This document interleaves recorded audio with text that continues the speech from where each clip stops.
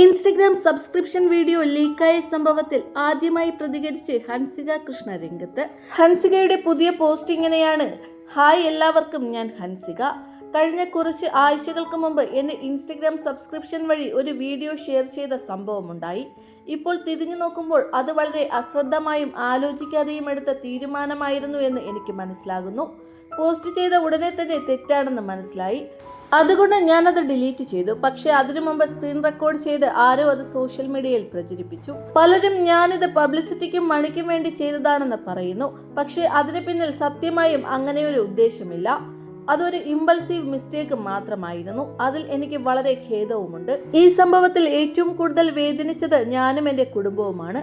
ഓൺലൈനിൽ ഉണ്ടായ ഹെയ്റ്റും ബുള്ളിയിങ്ങും മോശമായ കമന്റുകളുമെല്ലാം എന്നെ ഇമോഷണലി വളരെയധികം ബാധിച്ചു.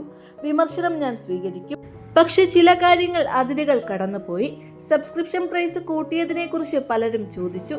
ആ സമയത്ത് കൂടുതൽ ആളുകൾ സബ്സ്ക്രൈബ് ചെയ്യാതിരിക്കാനാണ് ഞാനത് ചെയ്തത്. അതിലൂടെ ലഭിച്ച അധിക വരുമാനം മുഴുവൻ പാവങ്ങൾക്ക് ഡൊണേറ്റ് ചെയ്തതുമാണ്. എന്റെ പ്രവർത്തികൾ കൊണ്ട് വേദനിച്ച എല്ലാവരോടും ഹൃദയത്തിൽ നിന്ന് മാപ്പ് ചോദിക്കുന്നു.